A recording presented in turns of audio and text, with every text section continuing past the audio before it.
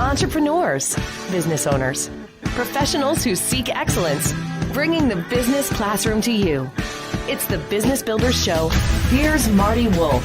We still got a long way to go.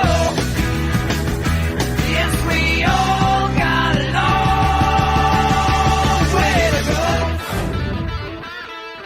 go. Welcome to the Business Builders Show with Marty Wolf, the show for entrepreneurs, business owners, and business leaders. I'm Marty Wolf, your host for the Business Builders Show, and along with my executive producer, DC Taylor, we will be your guides on this learning journey. Let me tell you my super objective in being with you today. I want to enthusiastically share stories and information to inspire leaders, that's you, by the way, so you can inspire others. The Business Builder Show is distributed by C-Suite Radio. You can find our show and many other fine shows at c-suiteradio.com. This podcast is a part of the C-Suite Radio Network. For more top business podcasts, visit c-suiteradio.com. My special guest today is Dr. Tracey Wilen. Hi, Dr. Tracey Wilen. How are you today? Oh, very good, and thank you for having me. I'm thrilled. Well, let's do a reach out, or I should say a shout out to Dr. Dawn Graham. What's the first time I heard you on her Career Talk show? And so I wanted to have you on here, too. Oh, well, thank you so much. Yes, that was a wonderful interview that she created for me. Yeah, she's the best. So Dr. Tracey Wilen is a researcher and speaker on the impact of technology on society, work, and careers. A former visiting scholar at Stanford University, she has held leadership positions at Apple, HP, and Cisco Systems. She was an adjunct professor for Bay Area colleges, teaching classes in business, technology, and women's workforce topics. Dr. Wilen was named San Francisco Woman of the Year and honored by the San Francisco Business Times as the most influential woman in Bay Area business. Wow, and now you're on the Business Builder Show. You finally hit the big time. Oh, yes, exactly. Thank you. All right, so we're going to talk about your book. Title of that book is Career Confusion, 21st Century Career Management in a Disrupted World. You begin the book, I get the whole section one is about, you're talking about transitions and continuous change. And actually you talk about the first, second, third, and fourth industrial revolutions. So maybe you want to hit on some high points of each of those and tell me why this is the way you started the book. Sure, because, every time I talk to whether it's corporate leaders or employees or employers, they always say, oh, we're going through major change and we've never been through this before. How are we going to survive? And so I said, of course we've been through this before, and society has always evolved and survived. And so I just briefly try to explain it through the Industrial Revolution. So the first one is really the shift from agriculture to really factory work. And how are we going to get these people out of the farms and then into, the beginning of the corporate world? And the second revolution really was the transportation, the railroads and cars and automobiles. And then the third one, of course, was computing. And that's the one that I really started my career in, with the Steve Jobs of the world and the PCs and mobile devices. And now the World Economic Forum calls us that we are in the fourth industrial revolution. And they've been talking about this for a couple of years. And, it's where you have technologies have advanced so much to artificial intelligence, Internet of things that people can't even understand or grapple with a lot because they can't touch or feel it. And they say, oh, my God, we're in another change. We won't survive this change, And yes, we will. Society always evolves and survives because human nature is always inquisitive and wants to learn and does evolve. And so that's why I said, let me just do a recap of the past because that helps us indicate where the future is going. Just saying that to me, I'm understanding why there is career confusion. So maybe go a little deeper on that. Obviously, you felt the need, and you've written several other books. You felt the need, or you're compelled to write a book about career confusion. So why is this going on? Maybe go deeper on that. Sure. So I think, as I mentioned, the technologies are getting very confusing for people. They don't really understand what is artificial intelligence. They sort of can see it a little bit Yeah. in Amazon Echo and some of these voice recognition devices that are coming out, but it's very hard to touch and feel it like you could your mobile device. And by the way, there's more mobile devices now out in the world than toothbrushes, but somehow or another, we've adapted to this technology and we're dependent on it. So I think technology is confusing people because they don't understand, will the smart machines and robotics take away my job? And I always say, no, it's going to be an extension of your job. It's a teammate now that you need to learn to work with. The second is that the companies are changing. They were very hierarchical. It was very predictable. You would go to work. You knew your next step was to really replace your manager, and the manager would replace the director, and the director would replace the VP. And you would stay in this one company for life, and you'd be fully taken care of. Now companies are saying that's not competitive. I got to stay flat. I have to be agile. I have to be able to really compete with the forces today. Well, that makes your career very confusing because is it up? Or is it to the left? Is it to the right? Or do I exit the firm to get ahead? So I think that was a big one. Yeah. And then I would just mention that we're living longer. Researchers will say that we're living to 115, and that babies born today, given DNA editing, really they could live to 150. So now it's not one job for life. You could actually have 3 or 4 major careers in your lifetime. And then people say, well, I have to afford to retire. So that brings up all kinds of questions about how do I plan my career today, but then also the one tomorrow, and then the one after that one that I can't even envision. Oh, my goodness. I'm exhausted just listening to this. Like, what do we do next? Right. What do we do next? It is. And there are a lot of people who are stuck in this. I mean, it's overwhelming for a lot of people. Aren't you finding that? So maybe you have some suggestions, because there are people who are simply stuck. Maybe they're terrified in this whole thing that you're calling career confusion. Do we have some suggestions to maybe help them walk through that or think through that or whatever you'd suggest? Yeah. So, number one, I always say to people, think about what you like to do, that you do well enough to get paid or promoted for it, right? So whether you're an entrepreneur and you have a unique skill that you can sell, you're an accountant and you can set up a shingle and you can make money on it, or you're in a company and you can brand yourself to stand out as the expert in project management and Excel technologies and financial tools. Think about those things that you really like to do well, because those are the things you're going to carry with you for a long time in life, and those will be your revenue streams. The second thing I say to people is stop the noise. Stop swirling around going, do I do this? Do I do this? Do I do this? But rather figure out what you don't want to do, because then we can make a short list. So maybe think about, I don't want to go to an office. I want to work with my hands. Okay, so let's cut out all the corporate jobs and let's start looking at things that you like to do that you understand. Or I want to help people and be in the medical and healthcare industry, but I don't like the sight of blood. Well, then we can cut out a whole bunch of jobs right there. So think about, how can I make a short list? Or proximity. People say, well, I'll commute to work, but my cutoff's 15 minutes. Okay, let's draw a big circle around your city and figure out from a transportation point of view what 15-minute commute means to you. And let's just look at the jobs and companies and firms in that area and see if we can get a shorter and shorter list. Yeah, makes sense. I'm speaking with Dr. Tracey Wilen. Her last name is Wilen. Dr. Tracey, what's the best way for people to connect with you? Oh, sure. So I'm on most of the social media handles, such as Instagram, LinkedIn, Google, Facebook, Twitter, and my website is TraceyWilen, Tracey at TraceyWilen.com. So I can, you can reach out to me in a number of ways. Right. And her book, again, is Career Confusion, 21st Century Career Management in a Disrupted World. So when everybody talks about these kinds of things, I think most people think about, well, I have to change who I work for. I have to go to a whole new job. Sometimes isn't it better or maybe as good to stay where you're at and maybe think about how you can kind of grow where you're planted? Did that make any sense in your world of career confusion? Oh, yes, it does. In fact, when I am speaking at a lot of these corporate conferences and with companies, I encourage people, Leaving your job is not always the best thing because number one, you know exactly where you are working and you understand the culture. Number two is there's a lot of efforts now by companies to really help groom, reskill people so that they can make more lateral moves.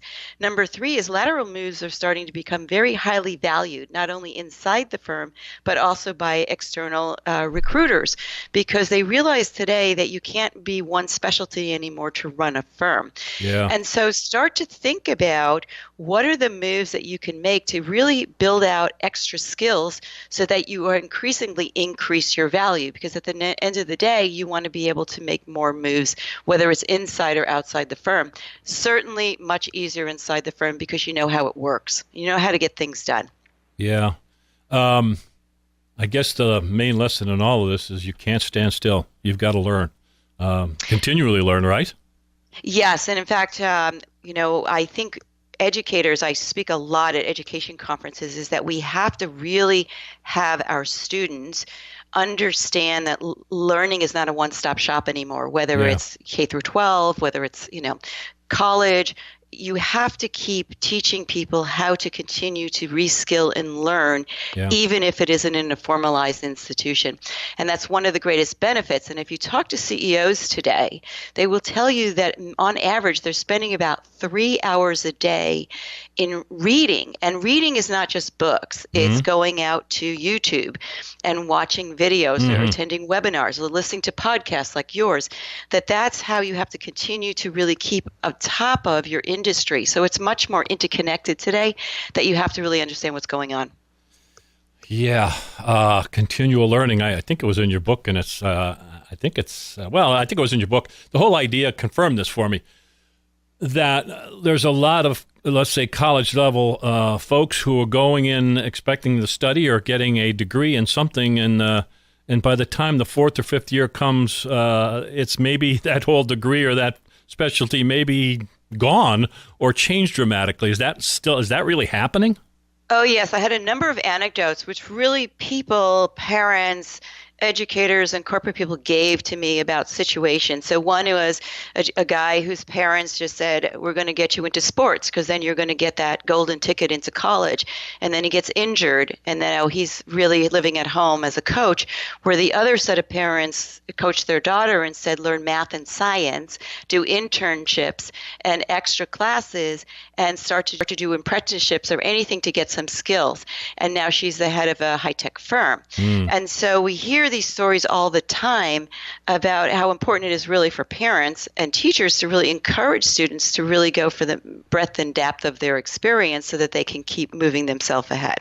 So there are many stories out there which I reiterate about how you start in school. Another woman, psychology, they told her that was the big degree. And then in her fourth year when she was graduating, she found out there's no employment. So she had to go back for a fifth year and take a quick business degree so that she could get employed. So it's very challenging today to even give guidance anymore, except do a lot. Well, the guidance is what we've just said. It's a continual learn. How important is, you mentioned reading. My experience has been that a lot of people still don't read and still don't learn. What would be your recommendation? Let's go to the college or the early stage kind of folks. How important is it they do these kinds of things? Right. So I think you have to stop looking at college or education as like the 9 to 3 or the 9 to 4 experience in the classroom. You have to look at it as a 24/7. And so one is start to get exposure to people and understand what they do. So if you're interested in their careers, perhaps in the gaming industry, they can give you some guidance. And you can use your social media to do this, to understand what was some of the courses and criteria. And a lot of young people are shocked to say, oh my God, it's computer science. I didn't know that. I thought gaming was just playing games. Number two is make sure that you are exploring internships or apprenticeships or trying to start a business or volunteering, because learning is not just about the classroom. And number three is reading, again, can be very visual. Multimedia literacy is a skill I talk about. Why come from the flat world? You read books. Well, books, let's face it, they're old by the time they get into publication, many of them. So you want really dynamic. You want streaming. You want to see everything that's out there so that you can really continue to learn. And so I encourage young people, as a maximize your time while you're in school and join some of those clubs, learn about leadership skills, learn about technology skills, get some finance skills, get some art skills, get a lot of these so that you can really explore. Yeah. That's right. Get those skills. So we're talking about young people. What about the older folks? What's happening with them in terms of career confusion? I mean, can you imagine being 50, 60 years old and have to change jobs or have to go to a new career? Come on, let's help them out too. Well, yes, and in fact, that's a reality. I mean, in Silicon Valley, sad to say, they say you're starting to wear a target on your back when you hit your mid-40s because Silicon Valley firms historically recruit very young people who are technology savvy. So the advice that many of my colleagues who are in their 50s, 60s, 70s, and 80s is start to think about early on, what are some age-appropriate organizations that have people in your age range so that when you go there, you understand you're going to see like people. So a colleague of mine, Silicon Valley, she's now in her 70s.